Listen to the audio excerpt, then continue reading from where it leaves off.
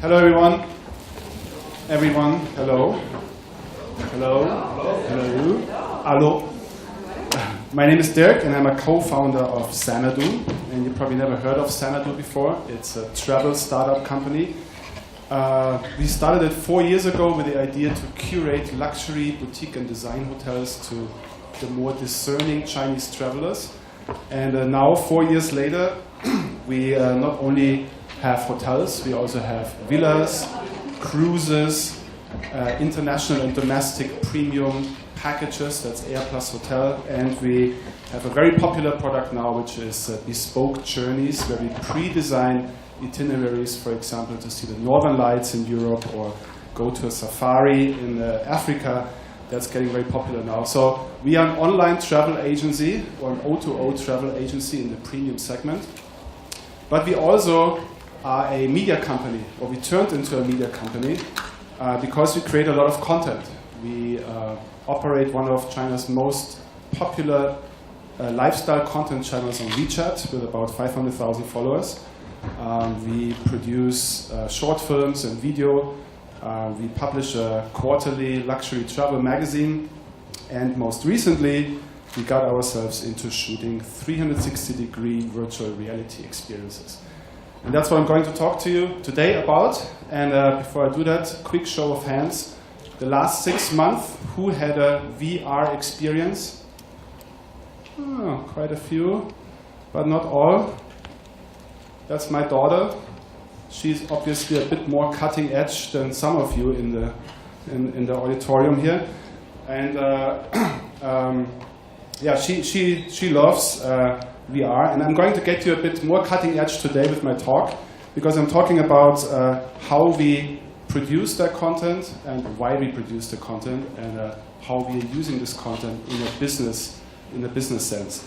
But before I do that, I want to tell you a little bit more about how we got to producing that content. You need to understand a little bit more about what we do in the travel market and how the travel market looks like.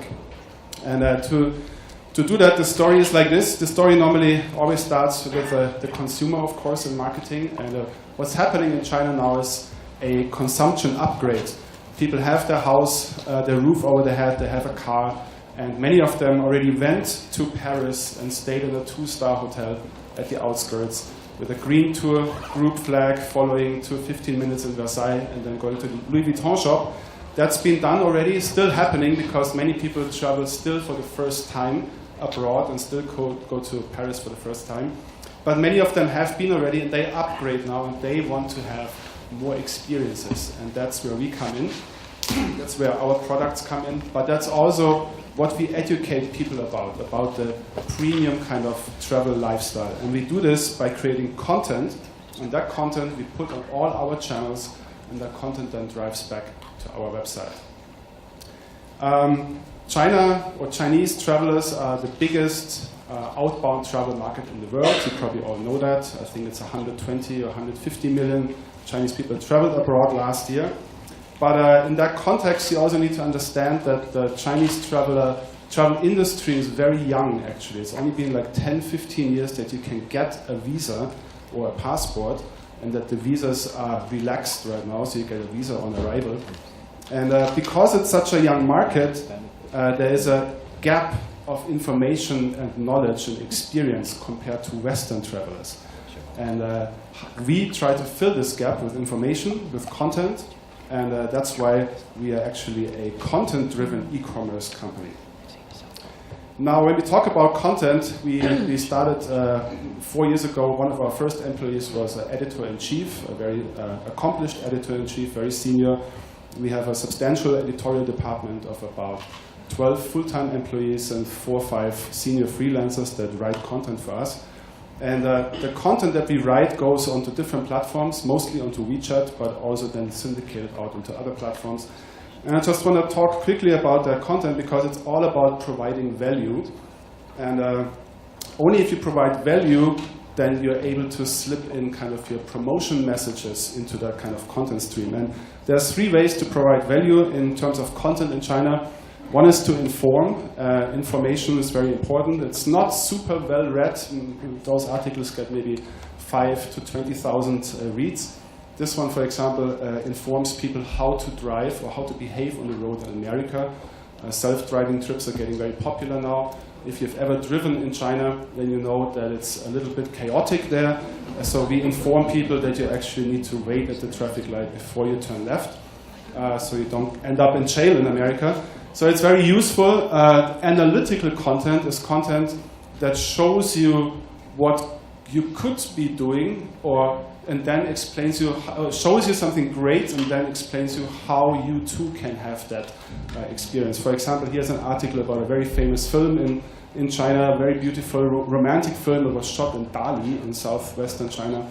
And everybody knows the film, but not everybody knows how the film, the kind of route that the film takes. So we talk about that celebrity couple, where did they stay, how much is it, how you too can have such a great movie-like experience. And then entertaining content, of course, travels the furthest. This is our most popular article that we ever wrote about 1.5 years ago. It talks about fashion. It's the 5 fashion secrets of the big uncle.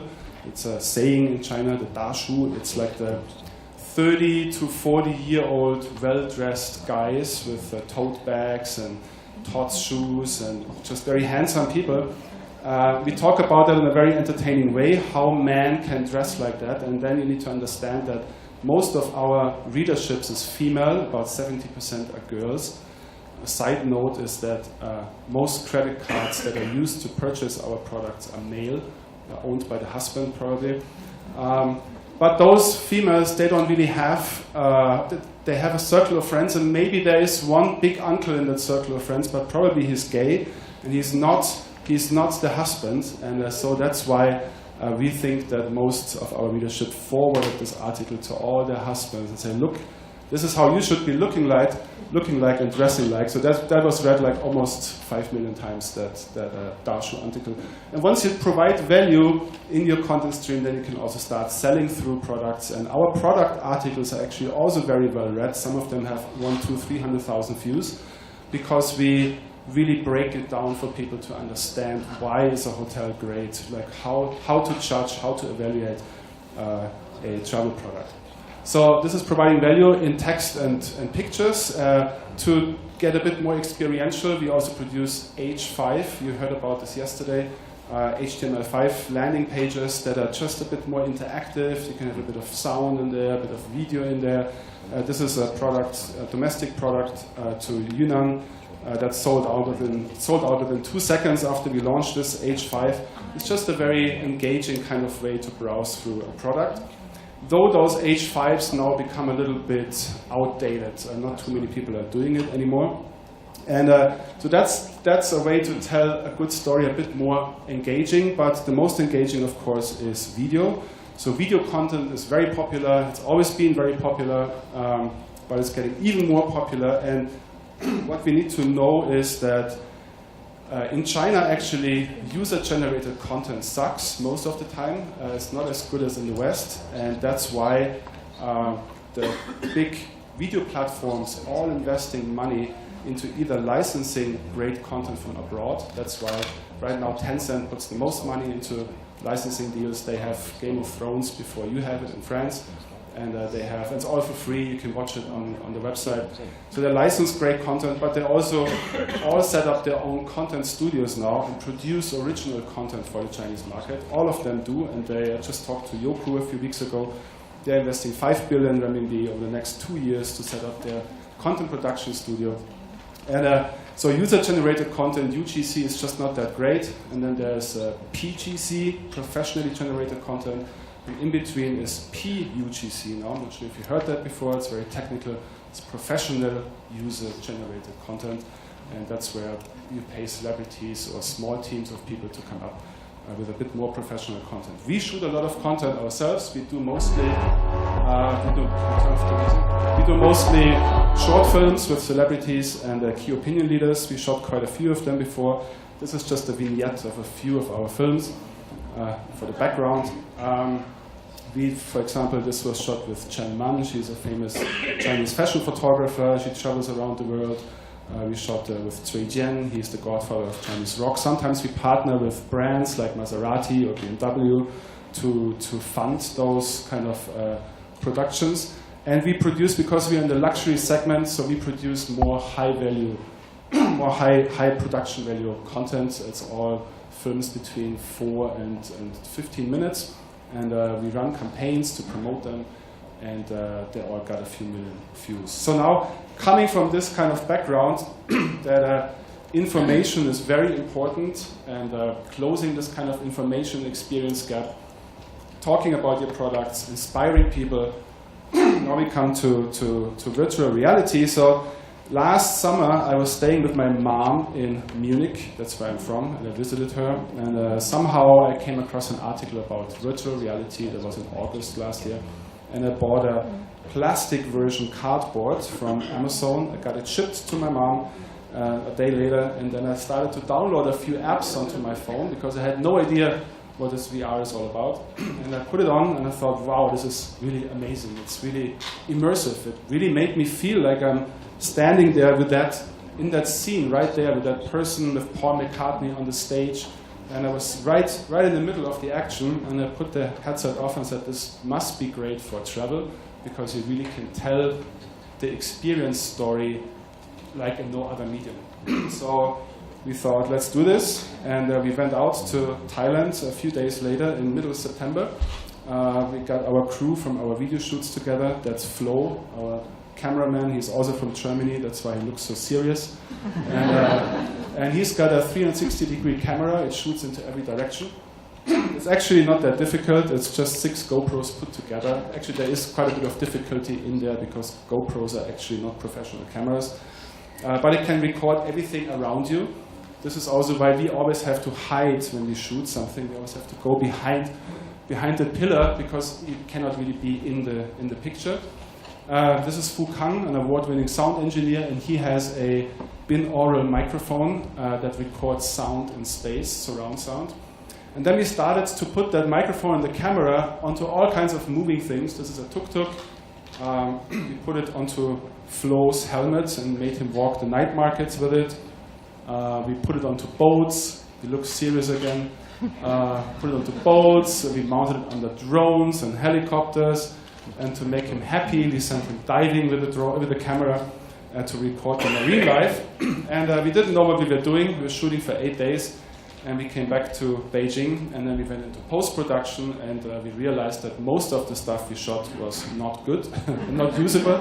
But a few scenes looked actually quite good, and we thought, okay, great. Let's put this into a little story, because we've seen VR travel content before, where somebody just puts a camera next to the Niagara Falls and says, this is really immersive, but it's actually not. It's just an observation. So we wrote a story. The story is the story of a successful entrepreneur standing in his beautiful office overlooking a very smoggy Beijing. We chose especially a smoggy day to shoot that. And you see him later standing right in front of you, and he says that he has this reoccurring dream. In the dream he's looking for someone, but he doesn't know who he's looking for. And this person always pulls him into the most amazing kind of scenes. And then the guy disappears, and you start to become that person. So now we are in the first person mode.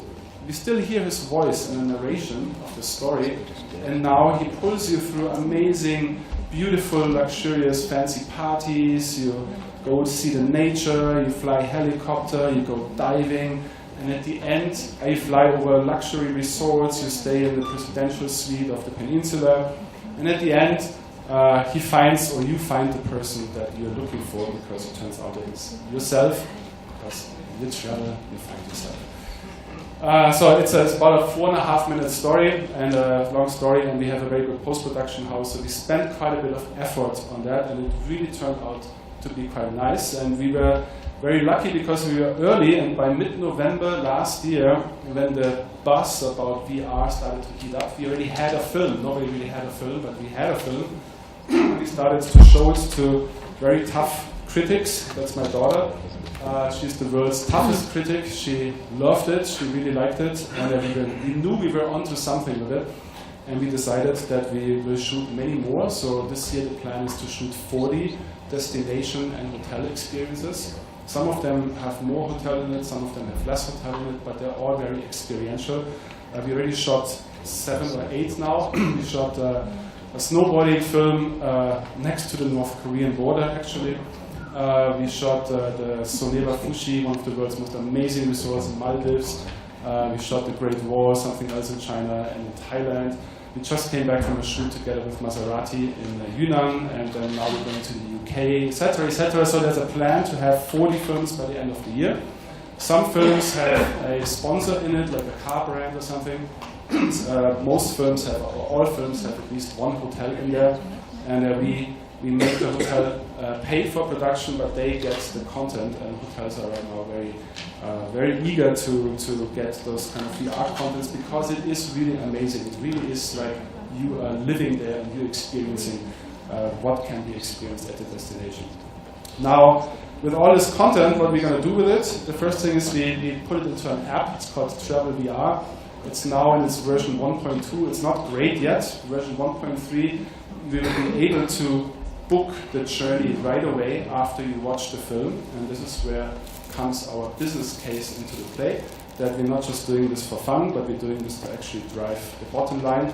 So you will be able on our app, all the content is bilingual, and on the app you will be able to book the trip right away after you watched it.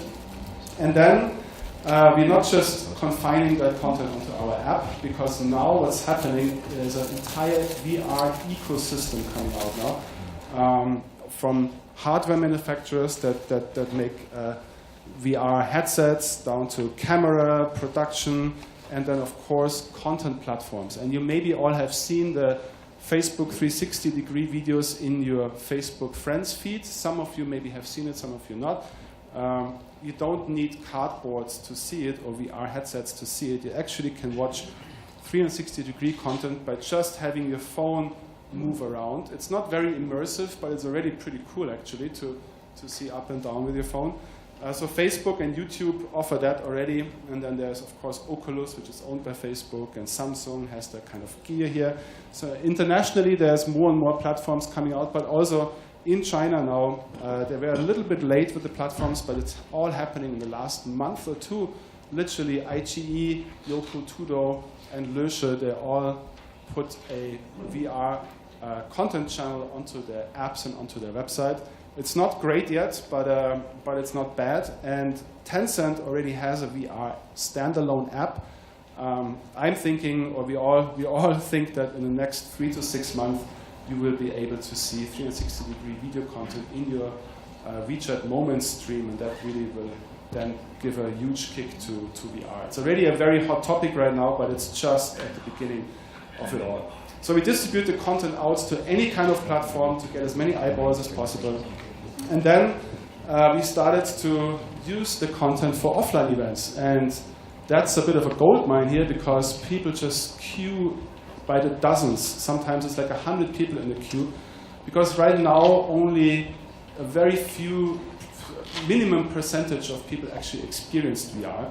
99% of people haven't seen it yet, and wherever we go, and we go to mostly events like that, that's in the top left, it's the BMW International Open in Shanghai. It had about 40,000 more kind of upmarket or affluent visitors. This one on the right side is the Shanghai Design Week. It also has about 30,000 visitors over 3 days. So we put a booth there, we get the people to line up, and then we get them to scan our WeChat service account before they get to experience the film. And with that, we actually bring them into our CRM system, and we know where they saw the film, which film they saw. And while they wait in line, we also have our travel consultants talking to the people, and our brochures that explain our products. And each product also has a QR code attached to it. So if somebody scans that QR code, we know he's interested in Maldives, but he also saw the snowboarding film, and he was in Shanghai. So we already collected a lot of information about those people. And now we're taking it to the next level. In 5 weeks from now, we're opening a 600 square meter experience space, travel experience space in Shanghai, next to Disneyland. The theme is a digital balloon journey. So we have those 5 gigantic balloons in that huge room, and you can actually scan a QR code and line up to get one of 5 seats to get a 2-minute VR experience. You can choose where you want to fly to. And this is how the store, a little rendering. It's not done yet, the store. It's very busy right now. And once you get off the stage, then you can browse the rest of the room. There's like interactive product displays of whatever, Africa, Myanmar, etc. with touch screens. And each product, again, is linked to WeChat. So we provide a seamless kind of experience, and you can take the brochure on your phone home with you, and you get to talk to an artificial intelligence service consultant that helps you explain our products. That's that, and then a few more words to how to experience VR content. The best way right now, the coolest device is called HTC Vive. There's not many out there yet. I think they just started selling them. That's really cool. If you have a chance to experience an HTC Vive, it's really a whole nother level of experience. It's really worth lining up somewhere to get this experience. It's quite complicated. It comes with a cable and 2 wireless headsets, but the cable needs to be connected to a very expensive computer. So not everybody will do that. So the entire setup costs you way over $1,000, probably more like $2,000 US. It's not very consumer friendly yet, but it's a great experience. The Oculus also comes with a cable and also needs a computer to experience VR, because those two, as well as the Sony, are made for gamers mostly. And gamers use computer graphics, not video. And for computer graphics, you need to have a big computer to render them in real time. But then there's the Samsung Gear that makes it much more accessible. I brought one here. I'm not sure if you ever tried it before. I think now in Europe you get the Gear for free. If you buy a Samsung S7, you get this thing for free. Otherwise, you pay like $99 US. And it comes with a content platform on it from Oculus, where there's actually quite a bit of good content on there already. You can also find our content on there already, even though you cannot watch it in China. So that makes it a bit, that democratizes it a bit more, because it's more accessible, but it's still only accessible for Samsung phones. And what's happening in China now is that there's a lot of companies that provide headsets for less than, this is Baophone, I think it's like 150 renminbi, that's how much in euros, maybe it's like 15 euros or something. And it fits any kind of phone, and it's very easy to use, and we think that this really makes a big push in consumer adoption. They plan to sell 10 million in China this year, which is a big number, who knows, maybe a PR number, but still, and they're not the only ones do that. So that's the easiest way to experience, but the very easiest way is this one, of course, and we, China Connect and Xanadu, brought you this one today, and you all have it, and most of you already assembled it. You probably know how to put it together. You need to fold it a little bit. We made it so big that, and put those holes in it, that you can put your iPhone 6 Plus into it. But you need to take off the cover. Let me see if I... Hello? Yeah. So you need to take off your iPhone cover from your Plus, if you have a Plus, otherwise anything fits. And then I urge you to download our app. You actually can watch anything, any kind of app with this cardboard, but if you scan the QR code, or if you go to xanadu.cn/VR, you get a link to our app. It's called Travel VR.